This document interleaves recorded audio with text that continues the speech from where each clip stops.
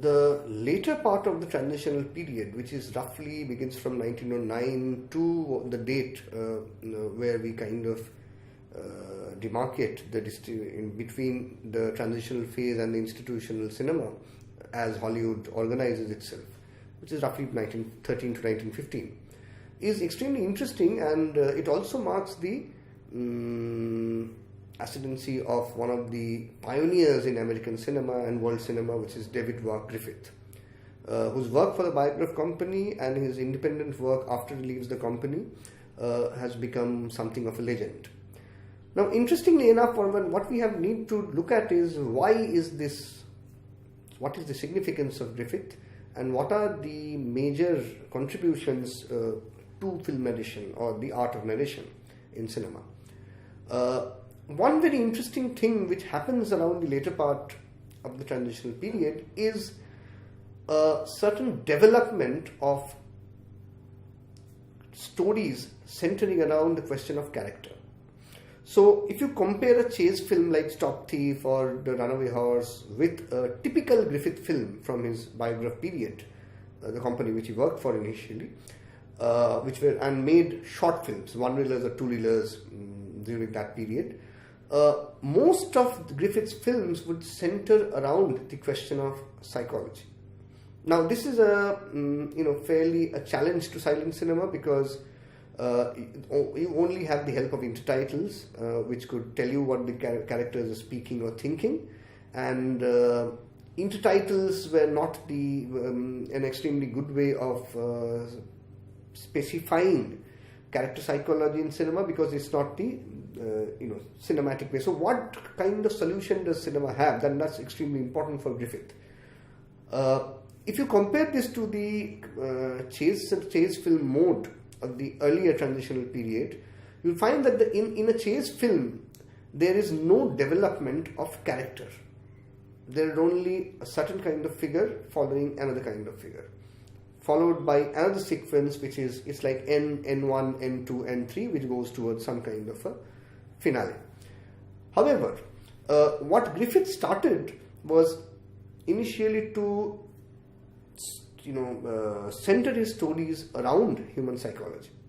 This is also the time when a certain kind of public demand arose for reform of cinema. People were extremely anxious about cinema, and the fact that it was often in earlier periods centered around erotic glances, centered around cheap popular forms, centered around suggestive poses. It was depicting violence. It was in the form of people hitting each other or electrocution of the elephant. I mean, various kinds of crude cultural representations. So, and of course, this was allied with the fear of the theatre itself, the fear of darkness, the typical conservative anxiety towards safety of women in those darkened rooms, etc. And there was a kind of reform demand and a kind of agitation against cinema from reformist quarters. Griffith, and the time in which Griffith was making films was also a time when cinematic institution, the producers, responded to this kind of onslaught of the public. In order to save themselves from such criticism, they turned towards more respectable content, often adapting very famous stories or plays, Edgar Allan Poe, Tennyson, Shakespeare, etc., etc. Those would be considered as respectable sources of entertainment. Now, Griffith initially tries to grapple with this particular kind of, there is this form, there is this idea of the tableau, there is still not a development of the analytical editing where you chop down a sequence into little bits and then reorganize them. Close-ups would be used very sparingly. So how do you develop language out of that?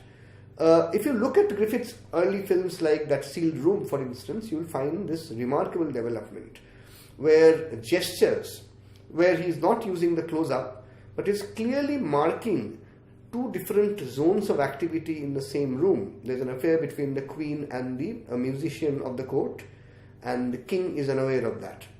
So Griffith would compose the frame in a certain way so as to divide the frame into these two zones and then use the gestures and highlight the eyes in a particular manner in order to draw your attention to a certain part of the frame. It's almost like a close-up. You draw the spectator's attention to a particular part of the frame, then carrying that gaze and connecting it to another part of the frame, so that what was happening peripherally in the frame would not be so important. There's a way in which he is asking the spectator to read the frame, highlighting certain portions. Now, this is a very clear understanding of mise-en-scène which would be developed later on by sort of replacing this kind of tableau mise-en-scène which required highlighting in a very crude mode to a kind of analysis of the sequence into closer shots. But you can clearly see the development of the analytical mode in Griffith's tableau sometimes. The other development in Griffith cinema was, of course, how you make connection between shots. So it was not anymore a question of sequence, pursuer pursued 1, pursuer pursued 2. It would, or scene 1 in an epic to scene 2, scene 3, and in between gaps. But a certain way in which the form would develop in terms of spatial and temporal relationship of shots. For example, the whole of sealed room happens with two adjacent rooms. So when you intercut from space A and space B, which are to the left and right of each other, Griffith would continuously use the movement across the edge of the frame. So a person would exit from the edge of the frame towards right, and the next shot he would be seen coming out from the left, that is again through the edge of the frame, making an immediate spatial connection between these two spaces, these two rooms, so to say. Now this is very important. How do you make a connection between shots that is invariable? You cannot have shot 2 before shot 1. So this irreversibility, this way in which this film is composed of a series of shots which are autonomous, which develop in relationship to each other, rather than, like in the earlier transitional or the earlier decade of cinema, a series of shots which are interchangeable. This is extremely important. The second is, of course, the development of what was later termed as a pioneering Griffithian mode, which is the parallel editing.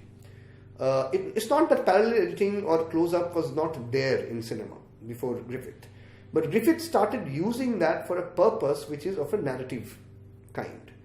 For example, if you look at the Grandma's Reading Glass from the earlier period, you will find close-ups technically, which are blow-ups of the small things so that you can see them in a bigger way, in a spectacular way. But when Griffith, for example, uses the close-up of the revolver in Unseen Enemy, he's doing it for a narrative purpose. The close-up is there to make the audience feel the anxiety and the danger of the situation. Or the close-up of the hand holding the gun in Birth of a Nation is to develop a certain kind of psychological connection between, let's say, what is going on and what is going to happen to the character of Lincoln. So, but it's interesting to see that Griffith was not only merely thinking in analytical terms and dramatic terms. His notion of drama was more than a notion in which suspense played the central and only role. If you look at a film like Corner in Wheat, for example, Griffith is now using a relationship between shots, but these shots' relation was of a symbolic nature. So he would intercut the space of the poor farmers or laborers and the space of the rich exploiters. A repetition of shots, gives you a connection which is more abstract in nature. Now, if you look at The Usurer, which is a remake of Corner in Wheat, a few years later, you will find a further development. Here, he is cutting on an action. So it's no more only rich, poor, and the moral. Then the two shots give you a sense of a narrative, that this is a clash between two classes, and where do we get justice from?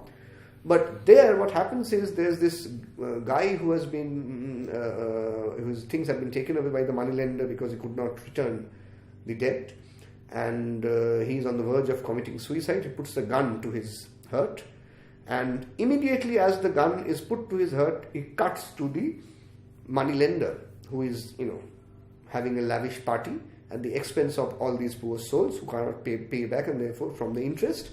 And after the party scene, you come back to the guy, and the guy now shoots himself and falls down. Now, these two scenes are not connected. These two people do not actually know each other, but the sense of the correspondence between these two spaces already develop a narrative which is dramatic, but dramatic also in a much more symbolic way rather than the literal connection between shots that we have seen in, for example, the sealed room. So it's an interesting way in which Griffith develops the parallel editing in multifarious ways. So for Griffith, it's also a matter of experiment.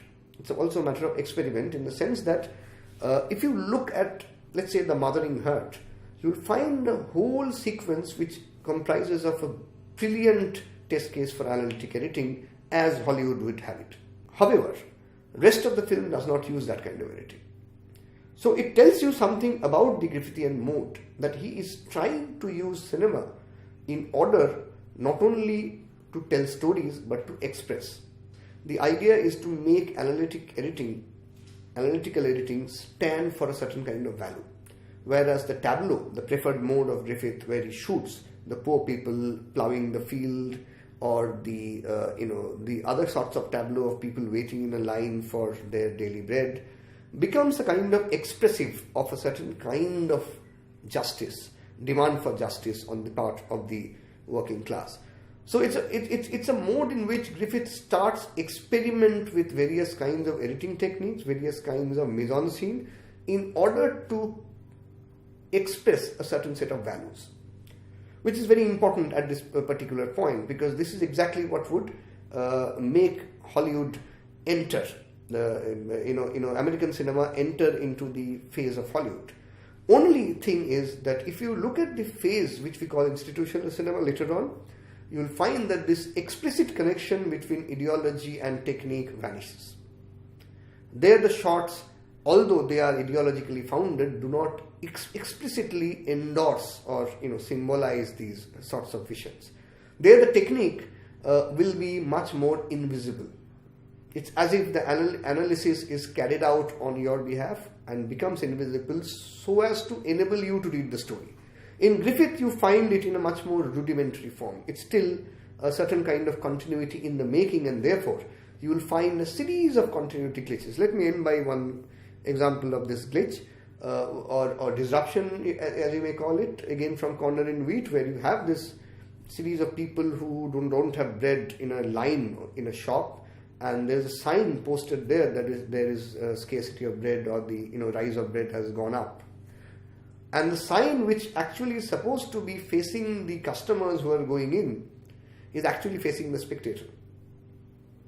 So the frontal mode in which the cinema is asking you, the film is asking you to look at it, the film is asking you to read it in a certain manner, that frontality is not entirely dissolved in the transitional period.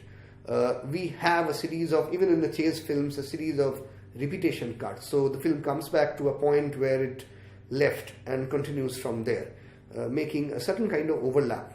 You see that kind of thing in Stop Thief or various other kinds of chase films, but the smoothness of continuity, the complete dissolving or complete deletion of these glitches was an aspiration that could only sort of establish itself within the organizational fold of Hollywood. Transitional cinema is more of an experimental period, responding to the demands of the industry, reform demands which were placed on the cinematic institution, therefore trying to figure out the mode of narration and expression in cinema more than sort of more spectacle based, linear. So it's concerned more about narrativity rather than, let's say, mere continuity.